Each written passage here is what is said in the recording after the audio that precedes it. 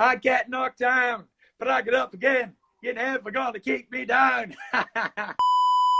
One ring magazine, 2 ring magazine belts. Get up there, my boy.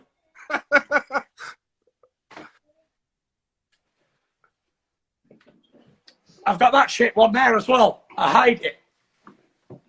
And I've got me green. And I've got my brand new green belt here. Look, Coog. That's got to get its own box yet. There's the one. There's the one. What do you think about the boxing behind closed doors? We ain't really got a choice, have we?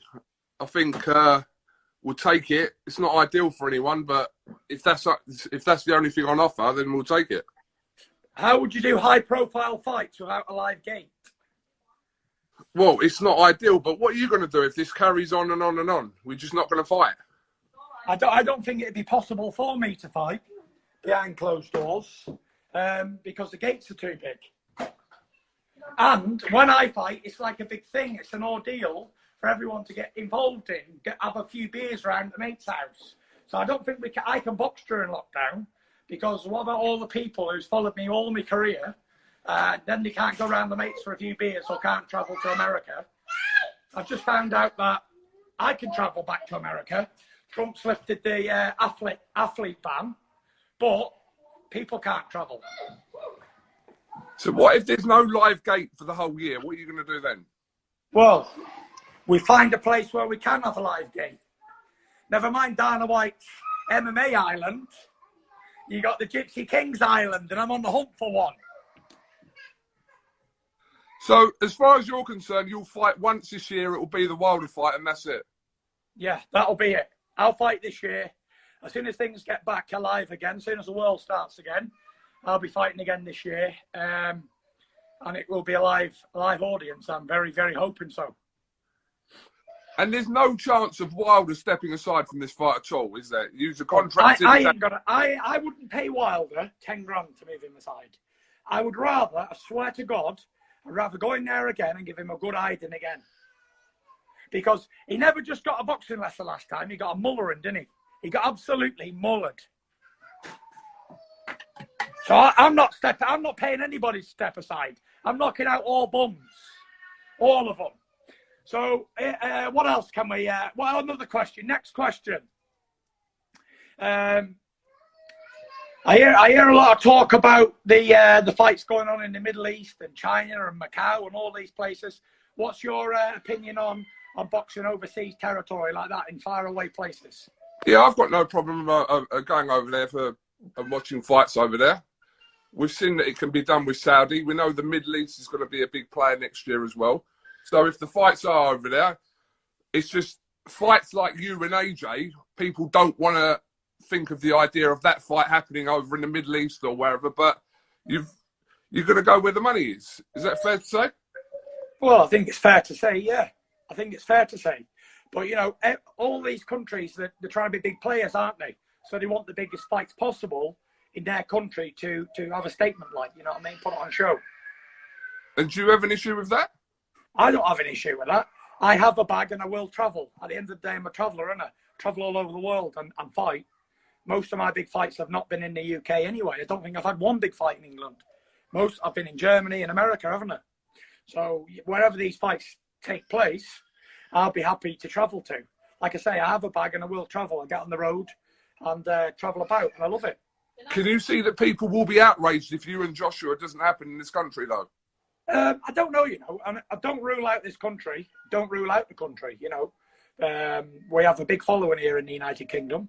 And, you know, we're 2 British fighters. It's definitely a possibility for it to happen here. Do you genuinely think next year that you'll fight AJ twice? Do you know what? What happens if I get knocked spark out by Wilder in the rematch? All right. Well, I'm talking to you like I'm considering that if you beat Wilder in this third fight, you go on to fight Joshua twice next year. But is that realistic? Yeah, if the lockdown finishes and the coronavirus gets a vaccine and the world goes back to normal, then I can see 2 fights with Joshua next year for sure, providing I get past Deontay Wilder this year, which is not a given, considering when you've been beat for the first time in your life, it either can do two things to you. It can make you break, as we've seen many, many times, a bubble burst, or it can give you that bit between your teeth where you want to get back and smash the guy's face in who beat you. So, you know, if I don't prepare like I did last time for Deontay Wilder, like a Trojan warrior, with no Diet Cokes and no distractions, and Big Shane there not doing any interviews or nothing, you know how strict it was, Coog. Yeah, I know. Yeah. Then I can't see myself winning again if I don't do that strict attitude and strict lifestyle. What? If I go into this camp taking it lightly, to thinking, oh, I've already knocked him out, it's an easy fight, yada, yada, yada, Deontay Wilder would most probably knock me into next week. I've got to approach this fight as if I'm still the lineal champion, as if I didn't beat him the first time or the second time, and I'm still very, very, very hungry. And I've got to put on a fantastic display because at this level now, there's no room for error. One mistake could cost you big time. What has Wilder got to do different to beat you in the ring? I've already told Wilder, I've told Joshua, I've told Ortiz, Dillian Whyte, I've told Klitschko, I've told everybody from my era. The only way to beat the Gypsy King is flatten him so he can't get back up. What Brendan Ingalls said, now you to the floor. What Brendan Ingalls said in about 2009. To beat this fucking kid, you got to nail a bastard to the canvas. And if you don't do that, he's going to get up and he's going to knock you the beeping out.